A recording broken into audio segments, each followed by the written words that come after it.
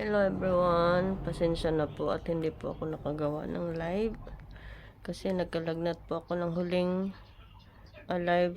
Kumuha ako ng video nung last Sabado nung nagluto po ako. Hindi ko alam na meron na pala akong nun, kaya pala masama ng pakiramdam ko.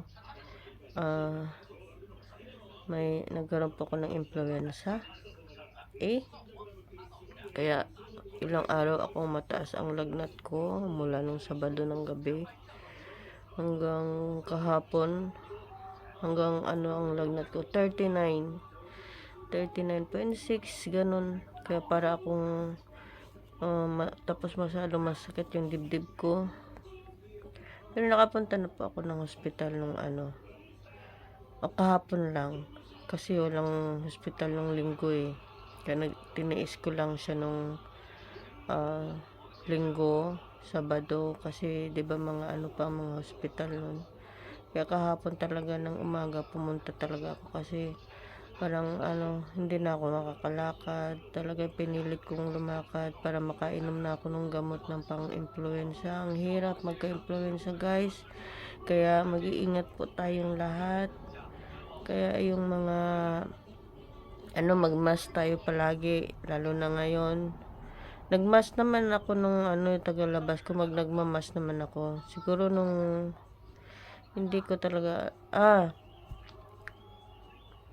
may anak kasi ako nagka-influenza, ako din nagdala sa sa hospital sa kanya. Pero 3 weeks ago na yun tas kahapon lang ako nagka-influenza, Sabado lang ako nagka-influenza. Pero napaka-imposible naman yun kung sa kanya ko nakuha yun.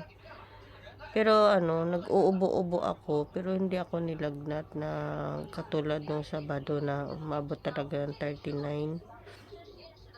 Siguro andun pa yung hindi pa tumaas yung virus, yung king. So, siguro sa anak ko rin yun nakuha.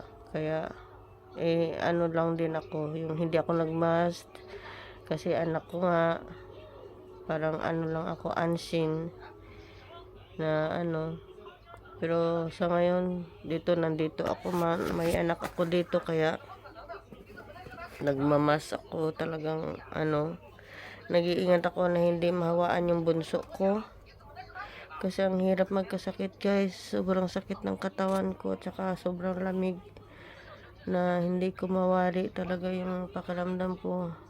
Yung dito ko nga nangitim, ayan, sobrang itim yung dito ko, ayan nakikita nyo kasi hindi ako nakakatulog ng ilang araw, guys. 2 araw, 2 gabi hindi ako tiyando nakakatulog. Pagising-gising ako tapos sobrang lamig. May isang gabi na hindi talaga ako nakakalakad dahil sobrang lamig. Tapos wala pa palang heater, wala pa lahat. Tapos bukas pa yung exhaust fan namin. Nakalimutan ng anak ko nakabukas. Kaya ayan. Thank you for watching, guys. Maraming salamat po sa mga nanonood ng vlog ko. Sana wala kayong sawa manood. Maraming salamat at nagpapasalamat po ako mula sa puso ko. See you, guys. Magpapagaling muna po ako. Bye bye.